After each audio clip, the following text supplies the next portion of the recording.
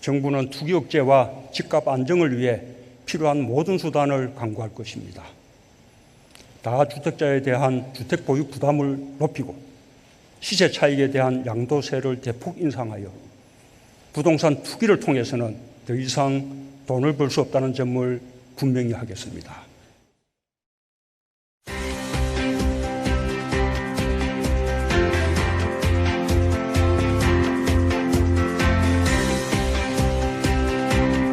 예, 집사이트 오늘은 부동산 이야기 하겠습니다. 전 국민의 관심사입니다. 집이 여러 채 있던 한 채 있던 없던 모두가 관심 있는 부동산인데요. 부동산의 상승세는 과연 잡힐 것인가? 그리고 투자자 입장에서 주식시장에서 또 얻을 수 있는 인사이트나 관련성은 무엇이 있는지 집중적으로 살펴보겠습니다. 최상욱 하나금융투자 수석연구위원 오셨습니다. 어서 오십시오. 네, 안녕하십니까. 최상욱입니다. 네, 원론적인 얘기지만 네. 왜 이렇게 부동산이 가는 걸까? 뭐 그 이유부터 좀 유동성인가요, 기본적으로는? 네. 네. 부동산 가격하고 가장 상관성이 높은 것은 네. 주택 공급하고요. 그렇죠. 네. 그리고 가계 신용이거든요. 네. 왜냐하면 집은 보통 가계가 사왔기 때문에요. 네. 그래서 그리고 신용을 또 쓰잖아요. 네. 근데 2000년부터 지금까지 한 20년간 주택 가격 그려보면은 네. 2000년대 초반에 주택담보대출 활성화됐을 때가 있었어요. 그때 IMF 극복할 때 고부채 법인들이 도산하니까 가계를 중심으로 이제 성장을 하는 그런 돌파 전략을 수립하면서 가계 신용이 큰 폭으로 증가를 했었는데 그때 이제 2000년대 초반에 주택가격이 큰 폭으로 올랐었고요. 네. 그리고 14년에 724 부동산 정책 발표하면서 LTV 규제를 완화해 줬었는데요. 그래서 15년, 16년, 17년 이렇게 큰 폭으로 가계 신용이 증가를 했거든요. 그래서 결국 지금까지도 뭐 여러 번의 부동산 대책으로 LTV 규제도 하고 뭐 그렇게 하긴 하는데 최근에 뭐 전세 대출 받고 집 사고 하면서 전반적으로 가계 신용이 증가를 했고요. 네. 그래서 가계 신용과 그리고 입주량이 조금 감소하면서 이 공급 두 가지 요소로 이제 주택 가격 상승세가 이어지고 있는 것 같습니다. 집값이 오르면 어느 정부나 잡으려고 안간힘을 쓰는데 네. 잘 안 잡히고, 네, 일단 그리고 나서 잡히게 되면 또 묶어놨던 규제들 확 풀어나면 또 오르고 이런 네. 양상들이 계속 반복되는 것 같아요. 네, 예. 부동산 예. 자체가 아주 부동산학 원론을 배워보시면은 네. 그 시차가 존재한다고 배우거든요. 건설부터 수요는 지금인데 준공되려면 네, 그렇죠. 3, 4년 후니까 그런 시차를 예상해서 공급한다는 게 굉장히 어렵지 않습니까? 네. 그래서 반드시 그러한 주기성을 띌 수밖에 없고 그리고 막 너무 호황기에 대거 공급해놨는데 나중에 다음 사이클 들어가가지고 안 좋아지고 이런 네. 이제 그런 역 사이클도 자주 나온다고 그냥 원론적으로 배우고 되는데 요즘이 그런 시기가 아닌가 이렇게 생각이 듭니다. 정부도 괴로울 것 같아요. 사실은 부동산이 너무 죽어도 안 되고 지금처럼 너무 올라도 문제인데 그걸 선택할 수 있는 게 아니잖아요. 이제 네. 정부를 시작했는데 그때가 막 오르는 시점이면 잡아야 되는 거고 네네. 뭐 경기가 너무 안 좋으면 또 이 규제를 풀어야 되는 상황인데 네네. 지금은 이제 잡아야 되는 시점이라 정책을 막 내놨는데 소위 뭐 22타수 무한타. 지금 정부 들어서 22번의 대책을 내놨는데 안 잡힌다. 네. 예, 못 잡힌다. 왜 그러는 걸까요? 예. 그러니까 아까 드린 네. 말씀처럼 그 지금 정부가 뭐 국회 대정부 질의 때나 네. 뭐 하시는 말씀 들어보면은 한 3, 4년 전에 이제 그런 일들로 인해서 지금 후속적으로 가격이 올라가는 게 있다 그렇죠. 보니까 네. 과거 정부의 대출 규제 완화라든가 네. 신도시 중단 같은 그런 공급 억제 정책들이 지금 이제 리드 타임으로 시차를 두고 발휘되니까 뭐 이런 얘기를 하는데 올라가는 건 지금 올라가는 거지 않습니까? 그러다 보니까 지금 여러 가지 공급 확대 방안을 발표를 하고 네. 그리고 가계 신용 억제 정책을 발표한다면 또 시차를 두고 반영이 될 거라고 이제 봐야 되니까요. 그런 부분인 것 같습니다. 근데 이제 핑계를 대면 국민들에게 별로 설득이 안 그러니까 되고. 네, 그런 부분은 근데 보는 사람 입장에서는 맞아요. 뭔 소리냐 지금 올라가고 예. 있는데 이렇게 받아들이시는 거죠. 직장에서도 그래요. 뭐 사업 신사업 한다고 막 벌려놓고 네. 그때 이제 그분 승진하고 네. 자리 옮기고 나면 네. 사고 터져가지고 네. 후임자는 고생하고 맞습니다. 그런 적 네, 있잖아요. 네, 맞습니다. 딱 그런 꼴인데. 그런 비슷하죠. 어쨌거나 정부는 전방위적으로 정책을 내놓는데 지금 쭉 내놓은 얼마 전에 710이 가장 네. 최근이죠. 네. 쭉 내놓은 정책의 기조들을 보면 어떤가요? 수요를 전반적으로는 네. 수요를 위축시키려는 그런 기조가 많았었고요. 네, 네.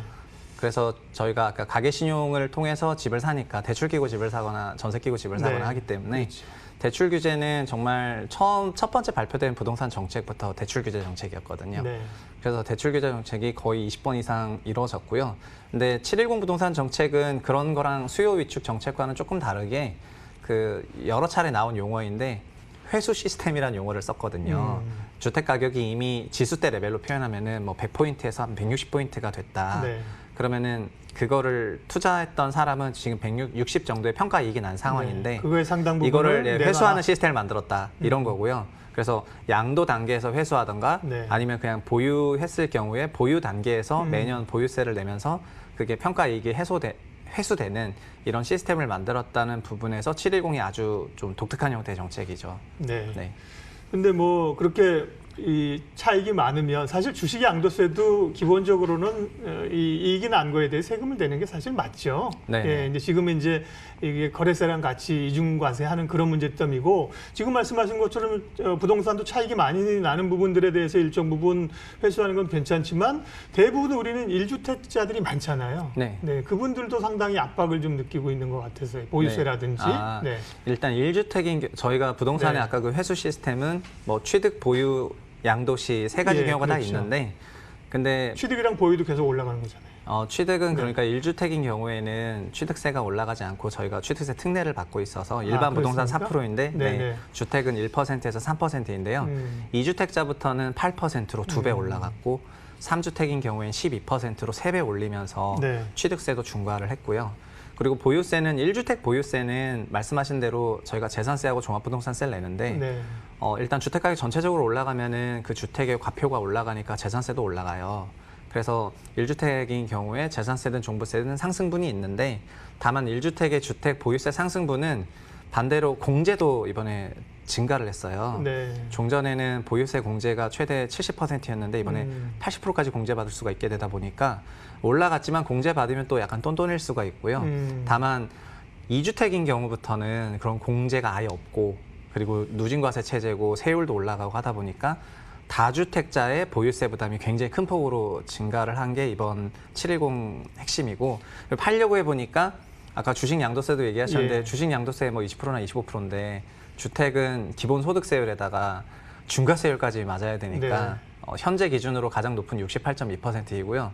이번 주에 세법 개정안 나온 거 보면은 네. 최고 소득세율 구간이 신설됐지 않습니까? 네, 네. 그 10억 원 초과하는 45%가 신설됐는데 내년 6월 1일부터 적용한다고 하면은 49.5에 30% 더해서 최대 82.5%에 네. 정말 거의 아까 평가이 제가 얘기했는데 60포인트 올랐는데 팔고 나면은 뭐 한 10포인트밖에 없고 네. 거의 이런 상황으로 만들어 놓은 거죠. 그러다 보니까 차라리 증여하겠다 이런 네네. 요즘 분위기인데 정부가 그러니까 증여도 준하는 수준으로 좀 맞겠다 이런 거잖아요. 네, 맞습니다. 네. 그러니까 회수 시스템을 만들어 놨는데 네. 뭐 증여를 하겠다고 하면은 증여도 회수되겠다고 한 컨셉이니까 증여 취득세 네. 높인 게 있는데요. 근데 증여는 많이 하실 겁니다. 근데 예. 뭐 이런 게 세금 안 내고 증여하는 건 아니기 때문에 어쨌든 부의 그 세대 간의 이전이나 이런 게 나타나는 거는 뭐 네. 나쁘게 볼 건 아닌 것 같고요. 그리고 양도소득은 올라간 60%에 대해서만 내지만 증여는 그 증여가의 160에 대해서 증여세를 내거든요. 아, 전체에 대해서. 네, 전체 가액에 대해서. 그러니까 증여세가 세율이 낮다고 해서 마냥 세금이 낮은 건 아니에요. 네. 근데 그동안 있었던 차익의 상당 부분을 소위 표현이 좀 그렇습니다만 뱉어내고 네. 다른 사람에게 주느니 네. 소위 이제 자식들에게 이렇게 주겠다 증여세 내고 네. 그거로 이제 장기적으로는 부동산이 또 오를 수도 있으니까 네, 네. 그렇게 본다는 거잖아요, 그렇죠? 아, 그럼요. 예, 예. 네, 그러니까 지금은 아까 처음에 말씀드렸던 것처럼 어떤 공급적인 측면에서 대규모의 주택 공급이라든가 네. 가계 신용의 그런 적극적인 억제 정책이 효과적으로 작동하고 있지는 않은 상황이라고 시장이 생각을 하는 것 같고요. 네.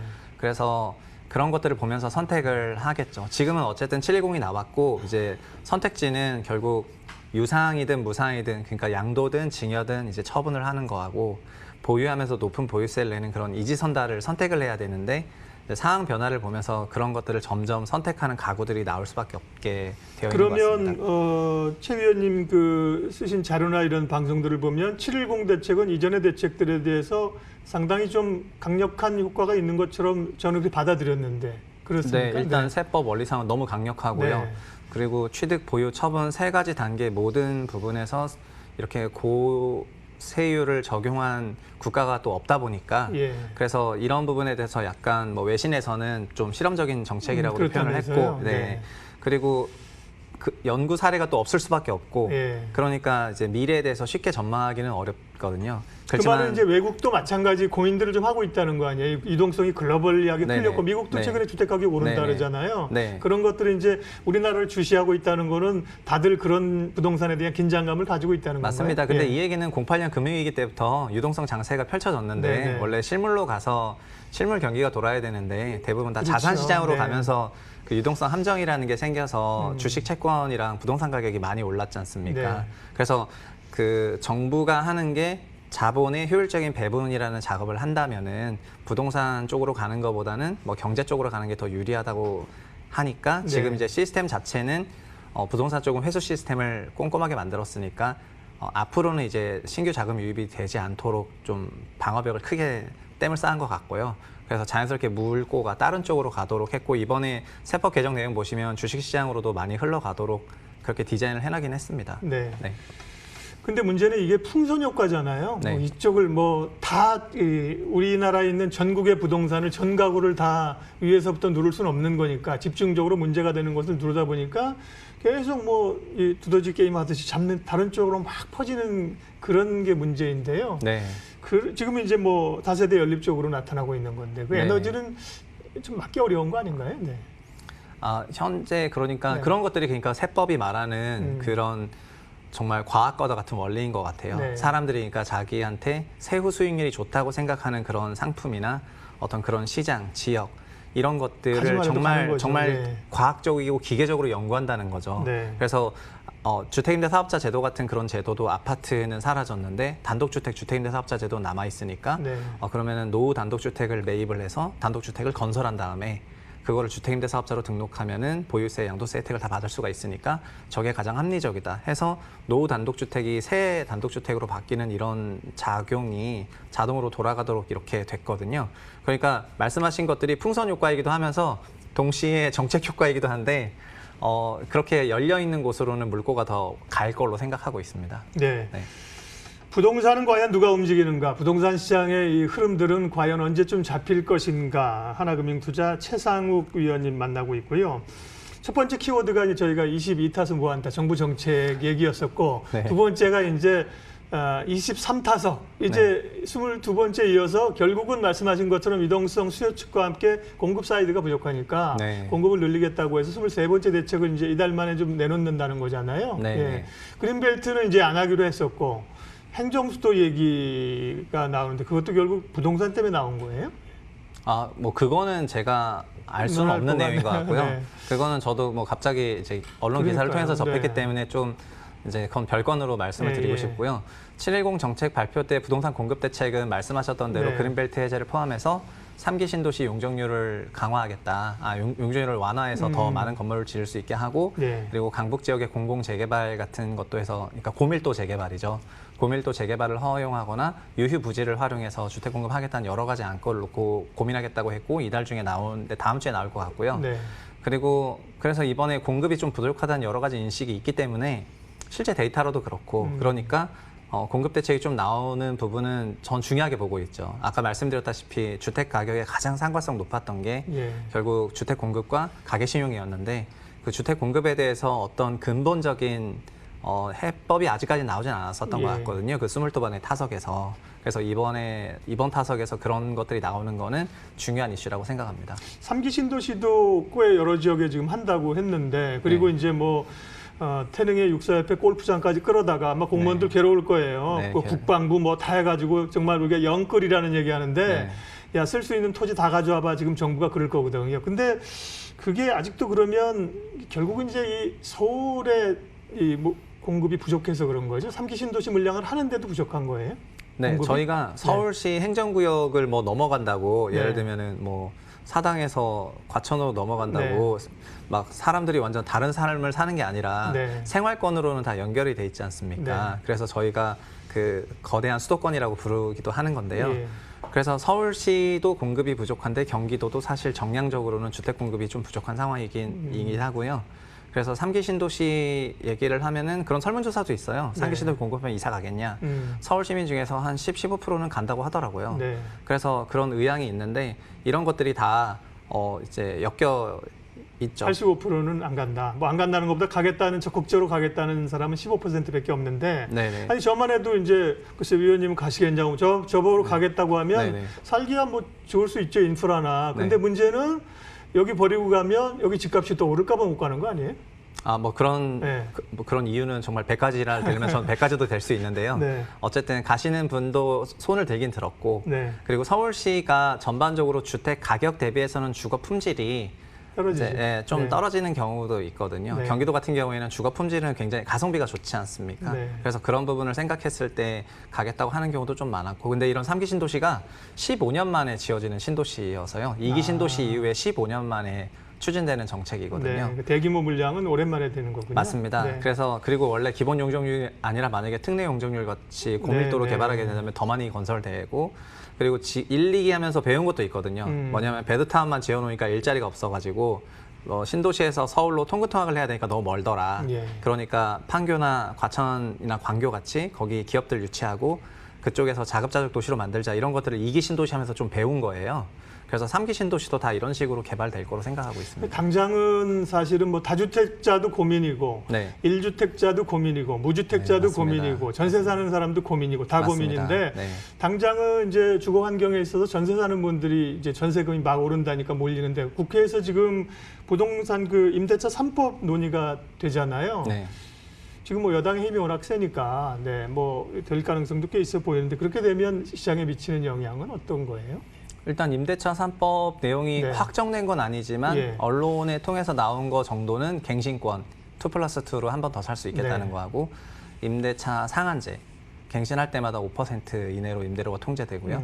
그리고 신고제라고 모든 네. 임대차에 대해서 신고를 하라는 건데요. 그렇게 되면은 그 제도가 만약에 그대로 돌아간다면 임대시장 안정화될 겁니다. 예. 어쨌든 제도가 있는 거니까요.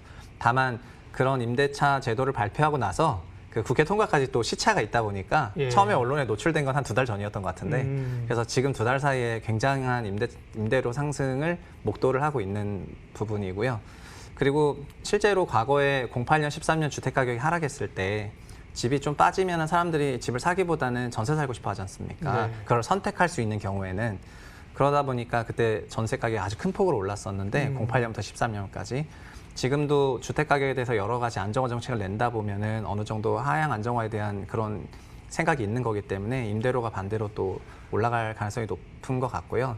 그래서 임대료 안정화 정책이 나와줘야 될 만한 타이밍에 임대 3법 논의하는 것 같습니다. 그럼 앞으로 좀 정부가 또 23번째도 안 잡히게 되면 또 내놓을 거 아니에요. 근데 지금 그렇게 계속해서 못 잡았던 이유 가운데 그러면 이런 정책이 좀 필요하겠다라는 거 최 의원님 생각하시면 결국은 이제 물량이에요? 네. 네, 주택 공급과 네. 가계 신용 두 가지에 대한 네. 네, 그런 뭐 원론적인 근본적인 처방이 있으면 좋을 것 같고요. 네. 그리고 특히 가계 신용 관련해서는 주택담보대출 증가 속도는 굉장히 둔화가 되었는데 전세대출 증가 속도나 신용대출 증가 속도는 또 굉장히 빠르거든요. 네. 저희가 동학개미 하면서 뭐 신용대출 받고 주투자한다 이렇게도 생각하지만 맞동꾸려다가, 사실은 예. 가계 신용의 대부분은 부동산으로 많이 가고 있고 그렇죠. 예. 그리고 작년 재작년엔 뭐 법인을 설립해서 법인 대출이라든가 네. 사업자 대출 받으면서 주택을 사는 경우도 많았고 맞아요. 그러다 보니까 순수한 가계 대출보다는 부동산으로 흘러가는 돈 자체가 많았던 것 같고요. 그런 것들을 710을 통해서 어쨌든 지금 장벽은 쌓긴 쌓았는데 이게 이제 다른 쪽으로 더 그 생산성 높은 쪽으로 굴러갈 수 있도록 이제 그런 걸 만드는 그런 체계를 만드는 이런 근본적인 처방들을 지금 좀 네. 하시면 좋을 것 근데 같아요. 말이 쉽지 뭐 사실은 그게 순간에 되는 게 아니니까요. 그죠? 네. 정책 당국자들도. 네, 어쨌든 23타수에 공급을 한다니 네. 네, 드디어 저도 이제 드디어 뭔가 네. 공급을 하는구나 네. 이제 이런 생각을 하고 있습니다. 안 따칠 확률이 좀 높아지는 타석이 될 수 있겠군요. 네. 예. 자, 세 번째 키워드는 네, 그래서 가장 궁금한 거는 뭐 누가 정확히 알겠습니까마는 사실은 그 제가 이제 투자하면서도 늘 좋아하는 단어 가운데 하나가 이제 항복이라는 단어거든요. 주식도 마찬가지. 처음에 오르면 네. 야, 이 주식 좀 사봐. 안 사잖아요. 네. 그러다 샀어? 안 샀는데 또 오르면 많이 올랐네 못 사. 그러다가 마지막에 이제 정말 막 미친 듯이 오르면 항복하고 살 때가 맞아요. 사실 고점을 네, 만들잖아요. 네, 네. 떨어질 때도 마찬가지고 그런 점에서 사실은 과하다는 생각은 오래전부터 와 있는데 지금 이제 22번, 3번 정책 나오면서 부동산은 조금 이 주기적으로 보던 정책으로 보던 좀 이제 잡힐 것 같습니까? 꺾입니까? 그 전망은 뭐 사실 굉장히 어려운 전망이고 가격 전망이 사실 제일 힘든 것 같습니다. 그렇죠, 예. 그리고 저는 가격 전망 뭐 나름 2년 정도는 틀려와가지고 그 가격 전망에 대한 신뢰도도 많이 낮아졌는데 네. 다만 현 세법 원칙이라든가 이런 것들이 작동을 한다면은 네. 부동산으로 흘러오는 자금 유입 속도가 둔화되면서 가격은 안정세가 될 것 같고요. 어떤 안정세. 형태로. 네, 안정세가 될 것 같고 그리고 이런 부분에서 또 안정세가 되기 시작하면은 네. 뭐 단기간에 항복해서 막 사고 이런 움직임보다는 네. 좀 기다릴 수 있는 여유도 좀 생기지 않습니까? 네. 그래서 그런 이제 주택을 어떤 형태로든지 간에 선택해야 되는 사람들이 많아졌는데 그런 분들에게 생각할 시간 줄 수 있는 그런 시기는 올 거라고 생각하고 있습니다. 네. 소위 이제 부동산도 사이클이 있잖아요. 말씀하신 네. 경기 사이클, 신용 사이클, 그다음에 공급 사이클 이런 네. 뭐 10년 주기설 이런 것도 얘기하는 분들이 있는데 그런 그 지금 얘기한 건 말고 좀 사이클상 보면 지금은 대체적으로 어떤 주기쯤 와 있는 걸까요? 지금은 네. 주택 가격으로만 보고 네. 사이클로만 보면은 뭐 약간 정점처럼 보이는 건 사실입니다. 네. 네, 공급도 수년간 크게 늘지 못하는 그런 구도로 유지가 되어 왔고 네. 그리고 3기 신도시가 제가 15년 만에 다시 돌았다고 하니까 그 신도시가 만들어낸 주택 사이클이 있거든요. 네. 80년대 말부터 80년대 말이 넘어 오르니까 1기 신도시 90년대 엄청 지었었고요. 네. 2000년대 초반에 엄청 오르니까 2기 신도시 엄청나게 공급해가지고 이제 그런 작업이 있었고요. 현재 2010년대 말에 또 굉장한 상승세를 보이니까 다시 작년부터 3기 신도시 사이클을 돌리고 있기도 해서 이제 그런 주택 공급이 만들어내는 사이클은 존재하고요. 네. 이 과정에서 가계 신용도 같이 움직여 왔었던 것 같거든요. 그래서 지금은 약간 정점처럼 보이는 시기이긴 한데 정점에 대한 예측은 어려운 것 같고요. 그렇죠. 네. 네, 그리고 시장이 생각하는 방향으로 결국은 흘러가게 될 거잖아요. 시장이 지금은 비싸다, 뭐 좀 수요를 유보해야 되겠다 이렇게 네. 한다면 안정화될 것이고 앞으로 계속 올라갈 것 같다 이러면 더 올라갈 거라고 보는데 가치 투자자들 그러잖아요. 가격과 가치는 한 번도 같아 본 적이 없다. 스치고 지나갈지 모르지만 항상 오버슈팅, 언더슈팅이 되니까. 예. 네, 그런데 시장의 네. 생각을 좀 존중하고 예. 그리고 시장이 갖고 있는 그런 근본적인 생각들에 대한 그런 근본적인 처방들이 나오는 것이 중요하다고 생각하고 다만 네. 저희가 학술적으로 봤을 때는 공급과 신용이 중요했더라 이제 이런 말씀을 드린 겁니다. 네. 오늘 뭐 여러 좋은 얘기 말씀하셨지만 3기 신도시라는 단어가 저는 개인적으로 굉장히 크게 와 닿습니다. 네. 어떤 구조적인 변화 내지는 초석이 될 수 있는 키워드 가운데 하나인 것 같고요. 네. 그러면 현실적으로 좀 보면 다주택자들 입장에서는 이런 정책 때문에 뭐 입지가 좀 좁아질 수밖에 없겠네요. 다주택자들은 집을 좀 내놓을까요? 퇴로를 좀 만들어줘야 된다면서요. 그러니까 그 부분에 대해서 네. 시장의 요구와 정부의 의지가 아주 다른 것 같고 그러니까 회수하겠다는 정부 아까처럼- 입장에서는 퇴로를 열어줄 가능성이 없는 것 같고요. 시장에서는 이제 퇴로를 열어주면은 예를 들면 뭐 내가 뭐 퇴로하고 뭐 할게 이렇게 하니까 네. 양도세를 낮춰줘라 이런 주장을 많이 하는 것 같고 네. 그 둘이 조금 충돌이 있는 것 같습니다. 네. 그런데 다주택자는 그러다 보니까 지금 보유세 인상과 양도세 중과 사이에서 고민을 아주 많이 할 수밖에 없는 시기가 된 것 같고요. 예. 지금 다만 내년 6월 1일부터 재산세 고지서와 종합부동산세가 하반기에 확정되기 때문에 내년부터 710 정책이 본격화되거든요. 그러니까 지금 한 11개월 정도 남은 기간에 많은 고민들을 해야 되는 시기인 것 같고요. 네. 그래서 그런 고민의 결과가 어떤 쪽으로 가냐, 그냥 들고 가자, 이렇게 갈지, 그냥 정리하자, 이렇게 갈지에 대해서 나타나겠죠. 아직은 나타나지 않은 거고 이제 좀 지켜보실 필요는 있는 것 같네요. 사실 다주택자들은 훨씬 많이 고민들 하신 분들이고 고민 끝에 사셨고 수익도 내고 뭐 주변에 조언해 주시는 분들이 많으니까 이 시간에 사실 다주택자들이 저희 방송 보면서 인사이트를 얻기는 사실 그건 좀 무리고 네. 1주택자이거나 무주택자인 경우는 지금 말씀하신 그런 3기 신도시 이런 거를 그러면 꽤 좀 활용하면 가치가 있겠네요. 네, 맞습니다. 예. 맞고요. 그리고 아예 무주택 가구원 전체가 네. 아예 무주택이었던 경우에는 네. 이번에 생애 최초 특별 예, 공급이라는 것도 생겨가지고요. 과거에 국민주택 85제곱미터 이하에만 있었던 건데 이제 공공택지에 예를 들면 저희가 알고 있는 공공택지 3기 신도시 다 공공택지이거든요. 예. 그리고 뭐 과천 지식정보타운 같은 그런 데도 다 공공택지인데요. 네. 이런 공공택지에서 올해 9월 말 10월 정도에부터 입주자 모집 공고를 하는 경우에는 생애 최초 특별 공급이라는 게 또 생겨서 이거는 가점제가 아니거든요. 네. 가점제가 아니고 기준 일단 맞으시면 정말 넣어볼 수 있는 거고. 보통 이제 신혼부부나 이런 분들에게 주어졌는데 그동안 집이 없어졌던 분들은 네. 생애 처음 사는 분들에게 혜택을 주는 거죠. 네, 특히 민간 택지의 생애 최초는 이번에 처음 도입이 된 거거든요. 네. 그래서 이런 달라진 제도들이 있고 그러다 보니까 이런 부분은 무주택 가구인 경우에는 710에서 발표했거나 국토부의 그런 보도 자료에 디테일한 내용들이 있고 네. 하니까 그런 거를 참고하시면은 여러 가지 그런 자기 집 마련에 대한 그런 전략들도 수립하실 수 있을 것 같아요. 네. 부동산 관련해서 여러 이제 집을 소유하거나 팔거나 이런 거 말고 부동산 관련된 뭐 리츠라든지 최근에 이런 상품들도 많잖아요. 그런 예, 걸 예. 좀 활용할 수 있는 방안도 있으면 알려주세요. 아, 리츠를 투자로요? 아, 리츠를 네네. 그냥 저희가 이제 머투 방송이니까 네. 그 투자 관점에서 리츠도 코로나라든가 이런 유동성 때문에 시장에 좀 변화가 있었어요. 예. 뭐냐면은 코로나 위기가 오다 보니까 리테일 리츠는 좀 큰 폭으로 하락을 했는데 사람들 이동이 떨어지면서 네. 반대로 대부분 나라에서 그런데 주택은 좀 좋았거든요. 대부분 집에 있으니까. 그리고 오피스라든가 이런 전통적인 리츠는 안 좋았는데 네. 온라인 언택 중심이다 보니까 뭐 통신타워, 데이터 센터 이런 리츠들은 좋았거든요. 그래서 우리나라도 리츠에 투자하실 때는 해당 리츠가 오피스 리츠인지 데이터 센터 리츠인지 네. 리테일 리테인지 이런 걸 필요가 보시면서 있겠군요. 하실 필요가 있고 현재 아직 상장 리츠 중에서는 그런 성장 산업용 리츠가 상장을 한 상태는 아닌데 네. 상장하고 나서 가장 성과가 좋았던 건 이제 제가 커버하고 있는 신알파 리츠인데 예. 신알파 리츠는 판교가 약간 IT 도시다 보니까 그런 이미지가 좋았던 것 같고요.